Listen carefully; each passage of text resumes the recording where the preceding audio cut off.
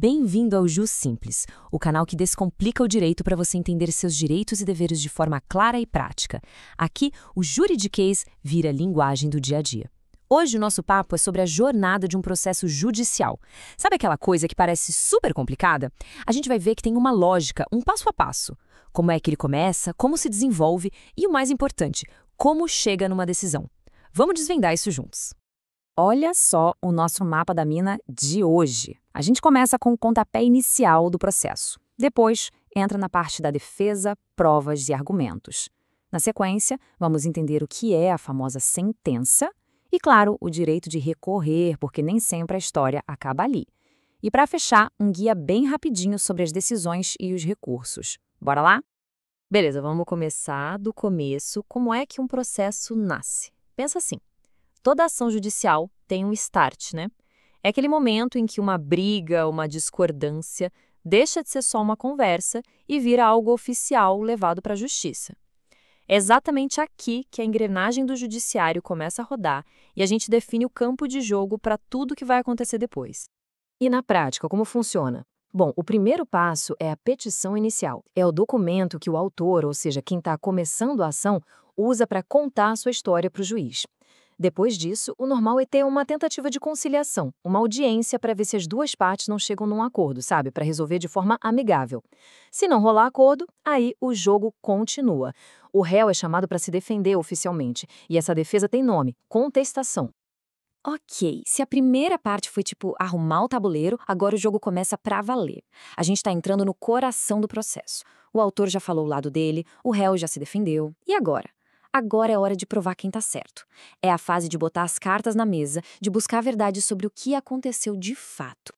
E essa fase tem uma ordem bem lógica, olha só. Primeiro, a produção de provas. É aqui que tem audiência, que se ouve as partes, as testemunhas, se junta documentos, laudos, tudo que possa ajudar a esclarecer a história. Depois de toda essa coleta de provas, vem as alegações finais. É a última chance que cada lado tem para falar, para amarrar os pontos e tentar convencer o juiz. Com tudo isso no processo, ele fica prontinho para a decisão, ou, no juridiquês, concluso para a sentença. Essa frase aqui é fundamental.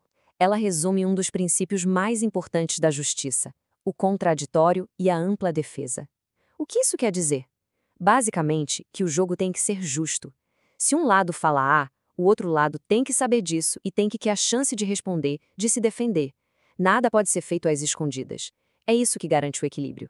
E aí a gente chega no momento que todo mundo espera, o clímax da primeira etapa dessa história toda. Depois de ouvir todo mundo, de analisar todas as provas, o juiz finalmente vai dar a sua decisão. É aqui que a gente descobre quem ganhou e quem perdeu, pelo menos nesse primeiro round. Então, para ficar bem claro, o que é a tal da sentença? É a decisão final do juiz que coloca um ponto final nessa primeira grande fase do processo, a chamada fase de conhecimento. É a sentença que diz quem tem razão, quem tem o direito, é o fim da linha, só que da primeira instância. Atenção a esse detalhe. Mas aí fica aquela pergunta no ar, né? O juiz deu a sentença, acabou a história? Fim de papo? A resposta, como a gente pode imaginar, é nem sempre. Essa jornada ainda pode ter muitas reviravoltas. É aqui que a coisa fica interessante. Se uma das partes não concordou, não gostou da sentença, ela não precisa só abaixar a cabeça e aceitar. Existe uma ferramenta no direito que é fundamental, que é basicamente o direito de pedir uma segunda opinião para juízes mais experientes. E essa ferramenta se chama recurso. É bem simples de entender. Recorrer é o direito que a parte que se sentiu prejudicada tem de pegar aquela decisão do juiz e levar para uma instância superior, o tribunal, para ser reavaliada. É literalmente pedir: olha, será que vocês poderiam dar uma olhada nisso de novo? Tá, mas quem é que pode fazer isso? Quem pode recorrer? Bom, a regra geral é clara: a parte que perdeu, que se sentiu prejudicada pela decisão. Mas não só ela. Às vezes, alguém que nem era parte do processo, um terceiro, pode ser afetado e também pode recorrer. E em alguns casos específicos, o Ministério Público também entra em campo.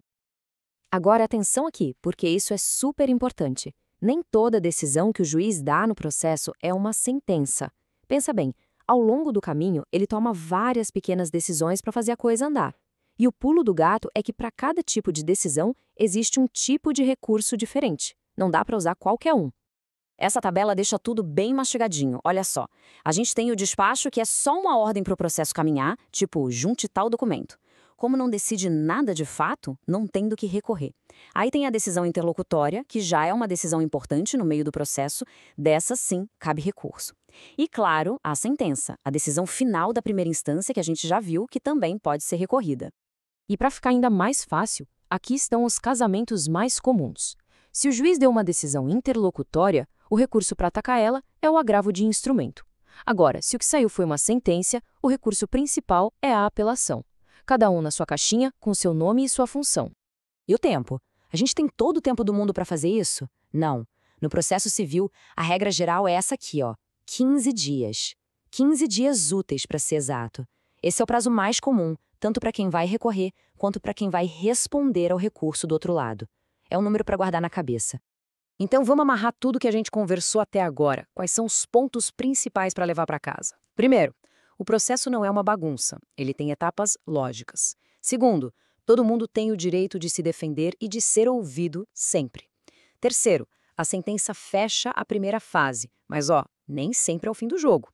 Quarto, se a parte não concordar, ela pode e deve recorrer. E por último, para cada tipo de decisão, existe um recurso certo. Não é tudo a mesma coisa. E, para a gente terminar, vou deixar uma pulga atrás da orelha. Imagina uma situação em que as duas partes perdem um pouquinho. Aí, só uma delas decide recorrer dentro do prazo. E a outra, que também não gostou do resultado, mas dormiu no ponto, ela perdeu a chance de vez? Será que a porta se fechou para sempre para ela? Essa é uma pergunta que leva a gente para um outro assunto bem interessante. O tal do recurso adesivo. Mas olha, isso já é papo para um outro encontro. Fica aí a provocação para a gente pensar. Se esse conteúdo te ajudou a entender melhor o direito, deixa o like, compartilha e se inscreve no canal. No Juiz Simples, a lei é para todos e a explicação também.